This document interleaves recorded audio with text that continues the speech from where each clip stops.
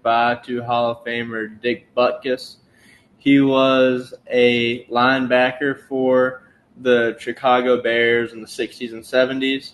He had his career start in the late 60s, I believe 1967, and he played for a little bit under a decade, and he was one of the all-time greats. He was on the All-60s team, the All-70s team, and his career peaked in 1968 when he just had an incredible run. And he said that the favorite play he ever had in his career was when he caught a conversion after a botch snap on an extra point in what turned out to be the victory in a 16-15 win over the Washington Redskins at the time. And that was an insane season for him. He made 117 tackles over a 2-year period where he was injured, 68 assists, recovered 3 fumbles, and intercepted 4 passes. He played in probably the most rough and tumble era in NFL history. You know, people talk about how today the game's gotten softer, roughing the passer, all that stuff, targeting. And they talk about how the game should go back to how it was in the 80s. Well, if you were playing in the 80s, Dick Butkus probably would have thought you were soft, because the stories of what the NFL was like back in the 1960s and the 1970s are like hearing stories from the Wild West compared to what it is we see during the games today. I think Jim Brown told the story one time of a guy who reached his fingers into somebody's helmet and got his finger partially bit off because he was invading that player's personal privacy, and there wasn't even a foul called because they said that the player had the right to protect the inside of his helmet. So to be a Hall of Famer in that era in particular really just says a lot about your intestinal fortitude, your guts, your strength, and just what an all-around amazing athlete you had to have been. So Dick Butkus had a legendary career, legendary life, and he will be missed. So getting into the current events in sports, we got to start it off by talking about the Braves, who unfortunately lost their first game of the MLB playoffs against the Philadelphia Phillies yesterday. Despite that, I'm still optimistic. We're still repping Atlanta, even though a lot of people in the sports world are giving a lot of flack to Atlanta fans. So there was a really controversial call in the 8th inning of the game last night where catcher Sean Murphy got called for offensive interference because his glove was a little overextended, and batter JT Realmuto hit the glove while he was swinging, and that led to an extra base. They treated it like a walk, and so he got the walk to first base. The bases were loaded, so that brought in the 3rd run. Now, it wasn't a game-changing thing because the Braves are already down 2-0 at the time, so it didn't cause the Braves to lose, but I think just the frustration of the moment, in addition to the fact that the replay made it really unclear if the call was warranted. I think that it was. I think they did make the right call, but there was no conclusive proof in the replay. So I'm sure if you're a Braves fan, you're there in real time, you're probably really angry. In addition to the fact you're also probably under the influence of some strong drink, shall we say.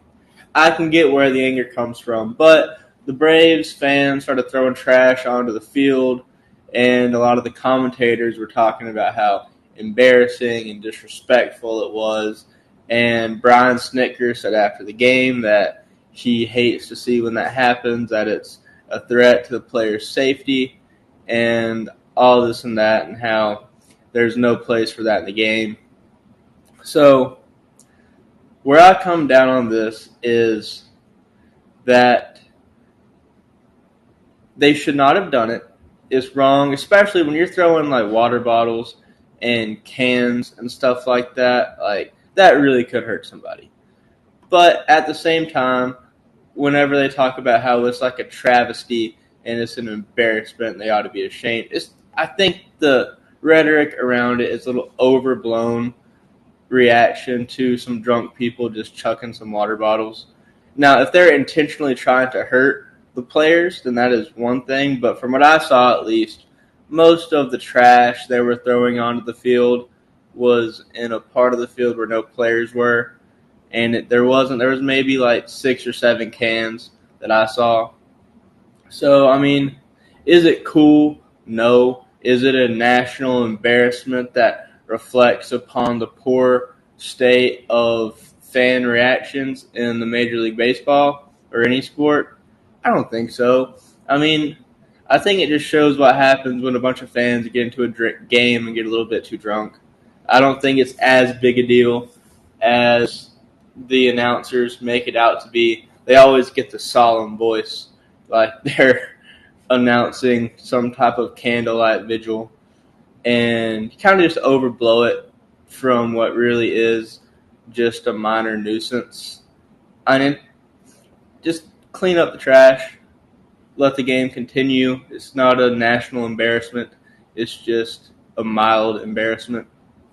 But as far as the game itself, the story for me at least was just the Braves' lack of offense.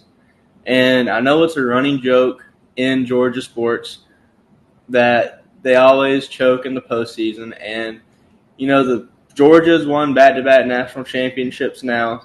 The Braves won a World Series 2 years ago. So it seems like we were starting to put that behind us. But one could make the case that the old demons are rearing their ugly head, because the Braves, after a historic offensive season where they have multiple players break offensive records for the Braves, which, to their benefit, the Braves are a top 10 franchise in MLB history. Like, historically, they're really good. So to set an offensive record for the Braves, that's a pretty high achievement. And after all of that record-setting this season, their best players couldn't hit a ball to save their life. Ronald Acuna is 0 for 15 in his last playoff at-bats. Last night he was 0 for 3. He had 1 strikeout and 1 walk. And it's just not going to cut it. I don't know what it is about the playoffs that seemingly has him shook up. I mean, he was an MVP-level player during the regular season. For him to be 0 of 15 in his last playoff performances, that's not good. He's supposed to be the franchise player. You need him when the spotlight gets the brightest. And that was pretty much what the narrative was on Twitter. People were posting memes, and somebody said that they did Acuna on that meme of Homer Simpson where he just kind of retracts into the bushes, and it said Braves during the postseason. Somebody said the Braves right now, and they put an x-ray of a person with the heart edited out, saying that the Braves have no heart. So it was getting pretty brutal. I think what Snit needs to do is just sit down and talk to him, see like what it is that's gotten him so shooken up. Because baseball is a mental sport. That's one of the and every sport is mental to varying degrees, but baseball, of all the major team sports, is the one where a mental hang-up can affect your play the most. Just because all it takes in baseball is to get off a half an inch, whether it be swinging, pitching, just regular throwing in the field. Like, if you're a half inch behind, it changes your whole game completely.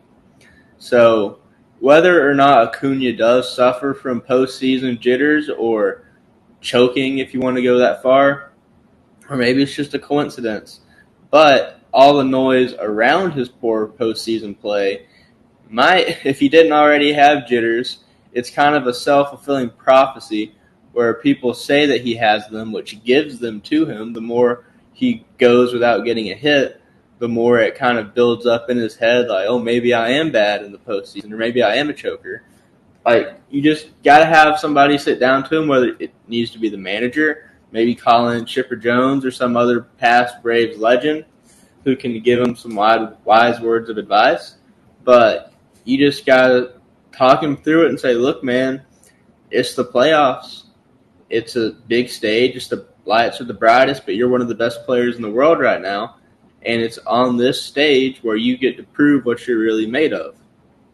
And so, do it with Acuna, Matt Olson, like all of the big Braves hitters that didn't show up last night. I think that's the reaction I would have. Hopefully it helps. Braves also last night, speaking of their hitters not being able to get any hits, they were 0 for 5 with runners in scoring position. Now, when people talk about clutchness in sports, they typically think about it in the last couple minutes of the ball game. How, clutchness is a walk-off home run or Michael Jordan hitting the game winner against Utah in '98. But I think Isaiah Thomas said it best when he was complimenting Reggie Miller once. He said that Reggie Miller was clutch in that he could get a basket when you were down 5 and you needed to get a point just to stay competitive. And it's the same way in baseball, where sometimes being clutch isn't hitting a walk-off home run. It's hitting somebody in to get an RBI when you're down 2 in the 4th inning and you need a run just to stay in the ball game. And last night, that's the kind of clutchness that the Braves were lacking. For you to be 0 for 5 with runners in scoring position, that's just unacceptable for a postseason team with high expectations.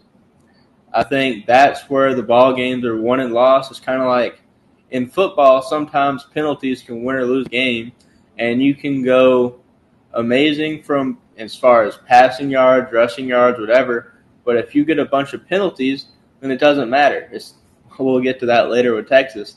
But in baseball, you can get an insane amount of hits, but if you leave them all on base, it's all for nothing. And it's being able to convert on those positions when you do have runners in scoring position that really sends you home, and that's what separates a World Series contender from a choke artist. And I think that's what the Braves need to work on. When they have somebody on second or third base, they really need whoever's at bat needs to double down, find it within themselves to pull one out of the hat and just let her rip and not think too hard about it. So that's the biggest adjustment I think the Braves need to make going into tomorrow, is just trying to settle the nerves of their top players and focusing on converting those scoring position. Like whenever you get that opportunity to drive somebody in, you got to drive them in. Now, another concern, and this is really the only other concern I can think of that they have, is just Bryce Harper in general.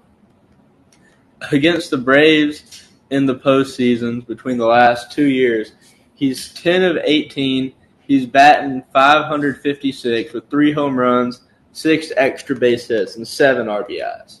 So basically, Bryce Harper is just cooking the Braves lunch in the playoffs between yesterday and last year's postseason. So they need to figure out the Bryce Harper problem, whether it's walking him or throwing him balls a little close to his position in the batter's box. I don't know what it is they need to do, but they'd better do something. If I were them, honestly, I would love to see it, what would happen if they just wouldn't let Harper hit and just walked him every time up. Because I think that, like I was saying earlier, how baseball is a mental game, the psychological aspect of that would be very interesting to see how the Phillies would recover. Because that's their best player, and to pretty much take him out of the ball game, for all intents and purposes, he's not renowned as a base stealer. Obviously you wouldn't do it if you had bases loaded or anything, but if you just walked Bryce Harper every time and just made the rest of the team beat you and drive in runs, I would not be mad if the Braves did that. Or if they just, threw him little balls his way just to see if he's paying attention. That wouldn't be bad either. I know the MLB's tried to crack down on that, but that's just a part of the old school way of sports that I think still has a place in the game to some extent, as long as they're not actually trying to hurt somebody. You shouldn't be throwing at some other player's head, but if you want to put him one on the keister, then I think go for it. Now, that is another thing, too, about the fans throwing trash on the field that it made me think of just how a major, it's not really a complaint, but one difference from sports today versus sports, even if you go back 20 years, is just how sanitized it all feels, which to me takes away from part of what makes sports fun. It takes away from the grittiness, the grind of just high intensity sports situations where the balls are just so clean. The TV, it's on 4K. Like, there are ticky tack fouls. The court, especially like if you're watching basketball, there's somebody to wax the court every time. Pretty much the ball's on the other end of the field. Baseball, the grass is always so perfectly cut. It just makes it feel inauthentic to me, in a way that if you go back to, like, I don't know, the 90s, for example, where it just seems like anything could happen. Like basketball, players were getting into scuffles. Fans threw trash in pretty much every sport. I mean, players seemed more unfiltered in press conferences and things of that nature. The product wasn't so spectacularly presented, which, don't get me wrong, it's nice to have great camera quality when you're watching a broadcast, but there's still something to be said about just how rough and tumble it felt versus now when you have these multi-billion-dollar companies that are putting it together. And I think that's the biggest difference, in that 20, 30 years ago, and this is, I think, when the transition started to happen, it felt more like a game, where now it feels more like a business. Like, obviously, it is always a business. Whenever you're making a living doing something, it's a business. But just the general vibe of it, it felt like something you would see anywhere with just better athletes. Like, if you're on primetime NFL football in the 80s, yeah, obviously the field's cut, but it's not so immaculate that it feels like it's on most of its AstroTurf now. Like, it looks like a really nice mowed grass, whereas now it just seems so like just a multi-billion-dollar operation. So I think the conversation with the fans throwing trash is just another part of the sterilization of modern sports, I guess, that I would push back against to a small extent. Like I said, you don't want them throwing trash at players or throwing objects that could hurt them. But to just sum it up, I guess, sports just feel fake and inauthentic and sterile these days, and less lively and have less character than they used to. Now, the Braves weren't the only one seed to have some woes, because the Orioles also lost last night. They were down 3-2 to the Rangers, and the Astros beat the Twins 1-0. So that just closes us out with the biggest upset of the weekend, as far as baseball is concerned, was the Dodgers, who got absolutely destroyed by the Diamondback 11-2. And Clayton Kershaw had the worst performance of his career. He became the third pitcher in playoff history, which in baseball is saying a lot for a sport that's been around for over 120 years, to give up 6 runs or more with only 1 out. So just a brutal, brutal look for Clayton Kershaw. He's had retirement rumors circulating around him all season, and this is not going to do anything to dispel those. I mean, people these days are quick to say somebody's washed or to throw in the towel the second things look bad. So I don't think he'll retire. I mean, is he kind of getting there as far as age? Yeah, but he still could be decent for a couple more years. And I think the Dodgers will – I'm trying to think of how to word it. I think they'll be a lot more competitive this upcoming game. But at the same time, I'm not sure if I think this next game will determine who wins the series. I'll just say that. The Dodgers will either be broken from being beaten 11-2, or they'll come back with a vengeance. I think they'll come back with a vengeance. I just couldn't see them getting upset in the first round after how good of a season they had. It's not just that they're the 2 seed. It's that they were clearly far and away the second best team in the East, and nobody in the National League, and nobody was even close. So I think they'll bounce back. I think the Braves will bounce back. But I think these next 2 games are crucial for both of them to determine if they'll be able to make a comeback or not. So that's my take on the MLB right now. Now moving on to wrestling, Edge, a.k.a. Adam Copeland, has signed with AEW and made his AEW debut just the other day, or last weekend, at Wrestle Dream. He made an appearance to save Sting and Darby Allin from a beatdown from Christian Cage, Luchasaurus, and Nick Wayne. And the pop he got was just insane. Now, this is the first time Edge has appeared outside of a WWE promotion, outside of WWE, since 1998. So just to put that in perspective, this is the first time Edge is wrestling for a non-WWE company since most of the people listening to this podcast have been alive. So just from that alone, it's really groundbreaking to see. It's probably, to date, the biggest name that AEW has been able to wrestle away, no pun intended, from WWE. Edge is a bigger star than CM Punk was. CM Punk was only a bigger get for AEW because of all the drama that surrounded his WWE exit. Now, it looks like they're bringing him in as a babyface, which is probably the right move because Edge, he's going to be cheered, especially the first time he makes an appearance. But I was kind of thinking that they might turn him heel and have him team up with Christian one last time. But it's looking like instead he'll be feuding with Christian. He made an appearance on Dynamite just this week, and they had a little interaction that didn't go so well for Christian. So it'll be interesting to see where this story goes going forward.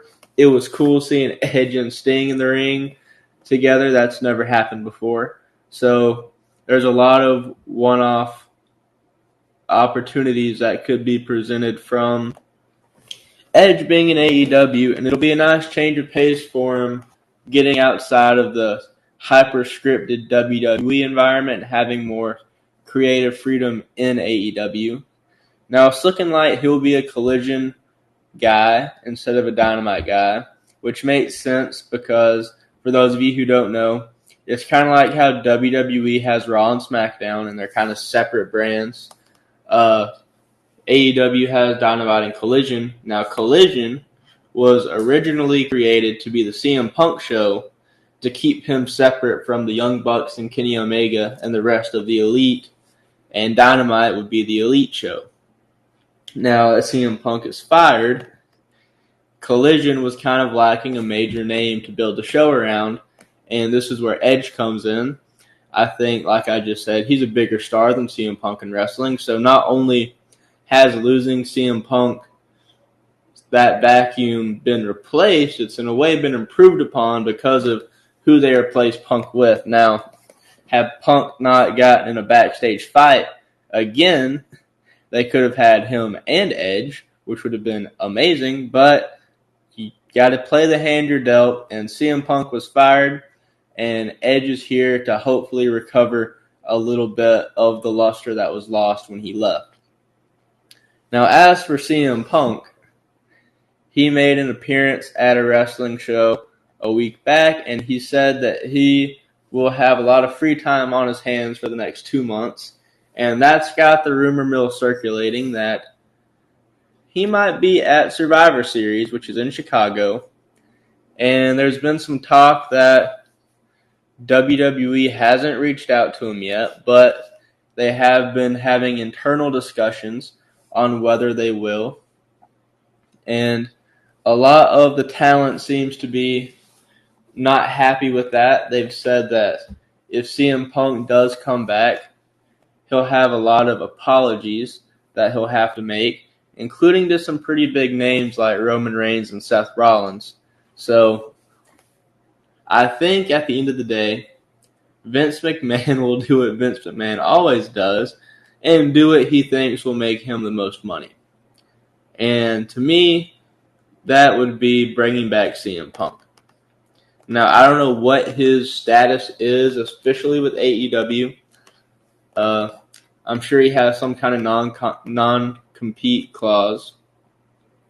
And with him being fired, he might also have legal action that might be launched in that whole situation. So whether or not that's something WWE wants to get involved with, I think that they will definitely. I think CM Punk will have wrestled a match for WWE by this time next year. Will he be there for Survivor Series? I don't think so. If I'm WWE, I'm putting CM Punk in the Royal Rumble, and I'm just making that a magical moment. Now, a lot of people in the back might be unhappy with that, but they've got to realize that despite all the stuff CM Punk has said about WWE and how badly he thinks of the company, at the end of the day, it is a business, and CM Punk's a huge name that they're not going to put somebody over him just because they've been loyal to the company and CM Punk's walked out and done horrible things for the company in the past. And business makes friends of even the bitterest enemies, and that's no different in the WWE and CM Punk situation.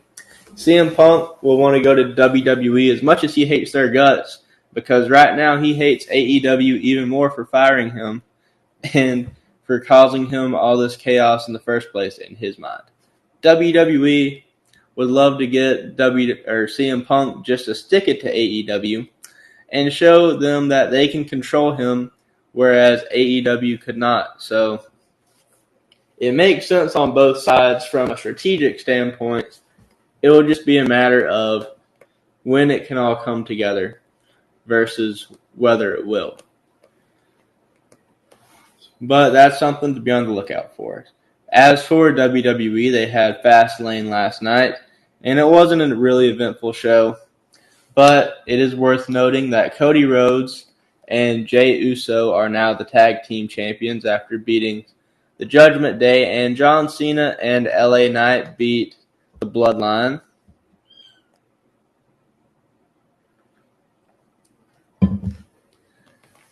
Now, after the show, Triple H was asked in their press conference about Edge leaving for AEW, and he pretty much just said that they didn't have much for Edge to do and that it made more sense for him to leave, and that he couldn't fault Edge for doing what was best for him, and that it was just time for them to part ways. So I think Triple H handled that response very maturely.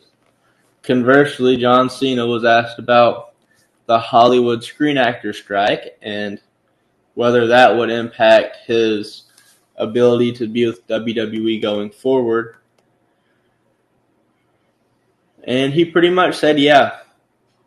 The strike, he said that as soon as it's over, he has bookings that he has to carry through. He's got movies that were in the middle of being filmed when the strike took place, and that he will have to honor those commitments. So it seems like John Cena's WWE run will wrap up in a month or so, unless the strike just continues past that, which from how the tops have been going online, it seems like it should be about to wrap up soon. So enjoy John Cena in WWE while you can, because he will be making it back to Hollywood sooner rather than later. Now, college football had one interesting game this week, which that was the Red River rivalry, Oklahoma versus Texas. And as I was saying earlier in regards to the Braves losing just because they got a lot of hits and not a lot of runs, Texas beat Oklahoma in total yards, 572 to 486. Passing yards, 371 to 285. Had almost 100 more passing yards than Oklahoma. They had 50 less rushing yards, but on the whole, they got more yards. They got a lot more passing yards and averaged more yards per play. But they had 9 penalties and lost 70 yards off those penalties. They had 2 interceptions and they had 1 fumble.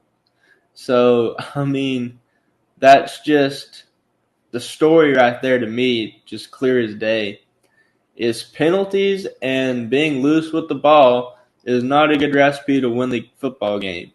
Now, it was still a close game. It was 34-30. So, I mean, if you give Texas, let's say Oklahoma had lost 30 yards from penalties. So let's say you give Texas 40 yards. If they had played as good as Oklahoma did in the penalty game, I think they win the ball game, and I think they're still number 3 in the AP poll. But as it stands, they dropped all the way down to 9th. That's 6 places they dropped. And Oklahoma shot all the way up to 5th, which was 7 spots. And they look like they might be able to break into the top 4. Now, the top 4 currently is Georgia, Michigan, Ohio State, and Florida State. I think Georgia and Michigan are pretty much just going to ride it out as 1 and 2. Texas and Oklahoma was the biggest shakeup that really matters. Alabama beat Texas A&M in a game that was pretty rough to start, got really good, and then got kind of rough towards the end. But they ended up pulling it out by about a touchdown. But despite that, they didn't go anywhere. They stayed at 11. Louisville shot up 11 points after beating Notre Dame, and Notre Dame dropped 11 spots on the poll. So that's kind of the biggest story going in college football right now, is Texas being essentially put out of playoff contention by Oklahoma. I mean, they could crawl back later on in the season, but I don't know, they're all the way down at 9th after being up that high. It would take some big losses for them to get back into it, I think. So it'll be something to see, that's for sure. Georgia, they've pretty much, I think, it's their season to lose. I don't see them doing it. They absolutely destroyed Kentucky 51-13. They've got Vanderbilt and Florida coming up, 2 teams that I don't think will give them a whole lot of grief. If Georgia's going to lose, it's going to be to Mississippi or Tennessee. And I don't see it. I think Georgia's going to go undefeated for a second year in a row. And I think they're going to be like the first three-peat of the modern era. So there you go. Maybe at the very least for Georgia fans, if the Braves choke, Georgia can give them something to hang their hat on. Now, for the NBA, whose season kicks up in about 3 weeks, their first game's October 24th. It's been kind of a slower week following the massive announcement of the Damian Lillard trade last week. Jimmy Butler seemed pretty upset about it because he showed up emo on media day. And I don't know what was going on in his mind when he thought that was a good look, but he quickly backtracked from it, and he was back to headband Jimmy just a day later. Jimmy Butler, he's just one of those guys that he just doesn't care. You can just tell based on how he carries himself, he's going to do what he's going to do, and it doesn't really matter what you think. So more power to him for that, but his emo look was weird, to put it lightly. He went with the fake piercings. He had his fingernails painted black. He had his hair in his face. He was looking like it was 2003 out there. But Vegas has put out who it thinks are the top contenders going into the season. And from the Vegas odds, the only serious title contenders, which I'm considering anybody whose odds are plus less than 1,000, are the Bucks and the Celtics and the Nuggets and the Suns.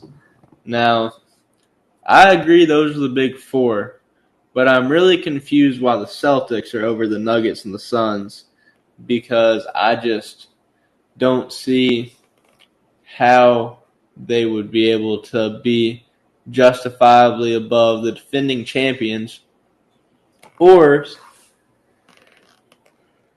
a team that has Kevin Durant and Devin Booker. So maybe I'm missing something about the Celtics, but I don't see them being the second favorite to win the championship. I would probably go Bucks, Nuggets, Suns, Celtics, but that's just semantics.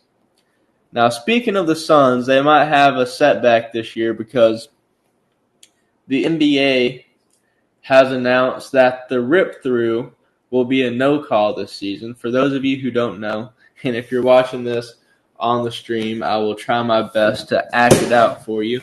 But the rip-through is basically when you take the ball and you just quickly move it through the other player in order to get a call on them for a reach-in foul.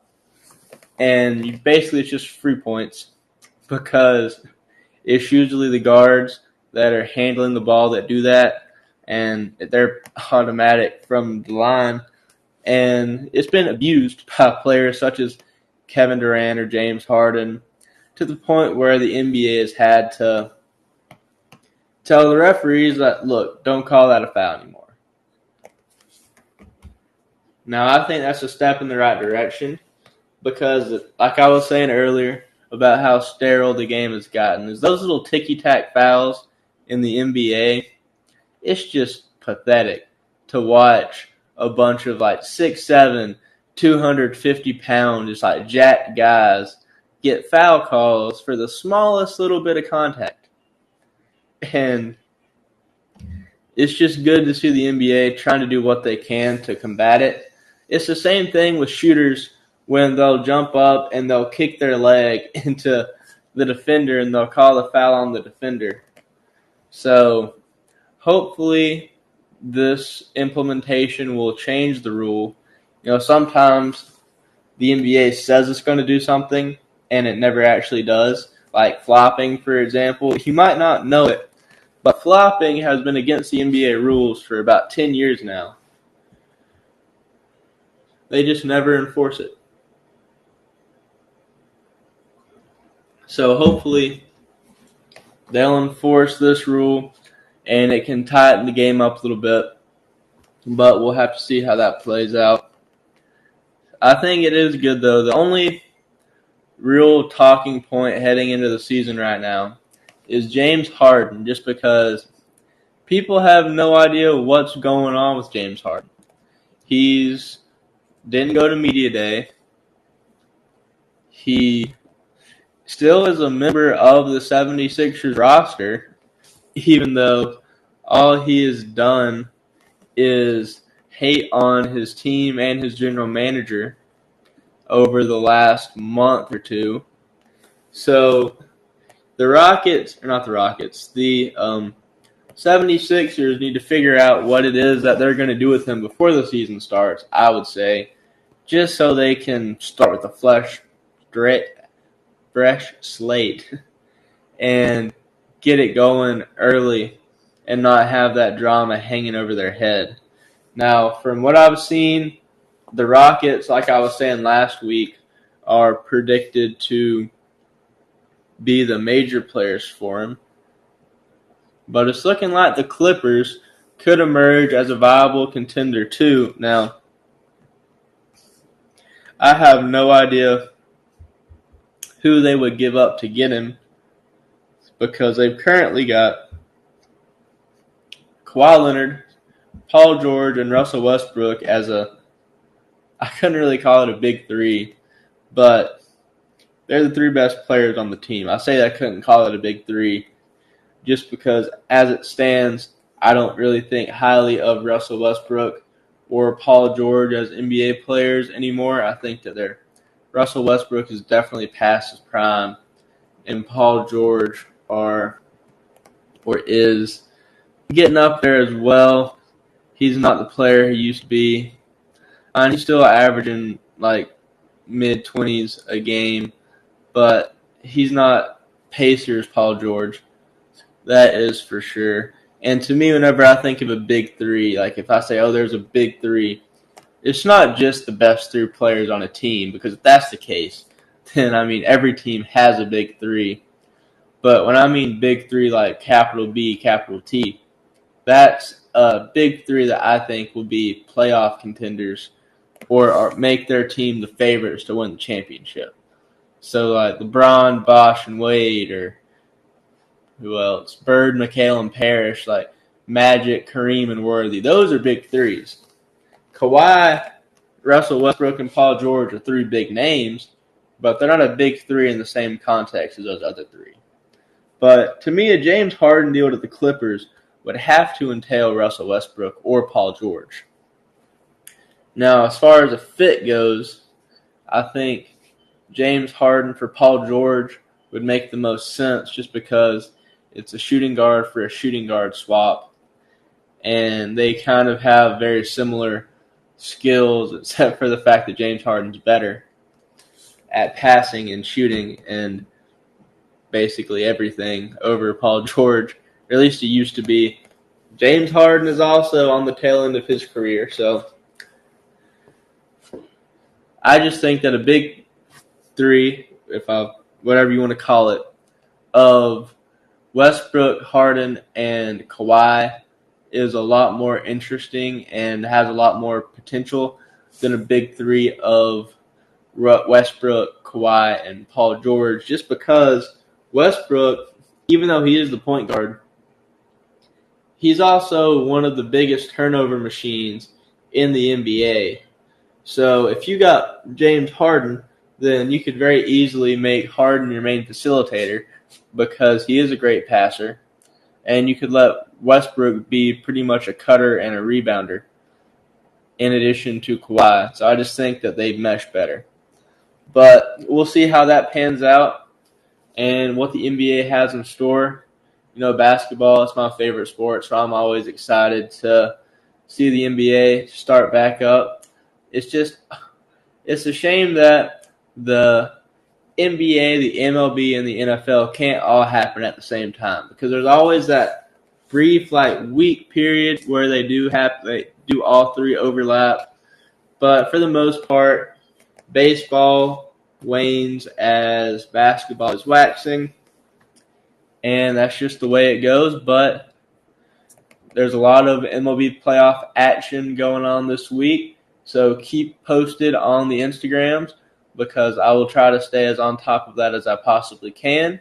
Make sure to go like, share, and subscribe. Watch this video. Go check out some past live streams, and we'll see you next time. Y'all have a good day.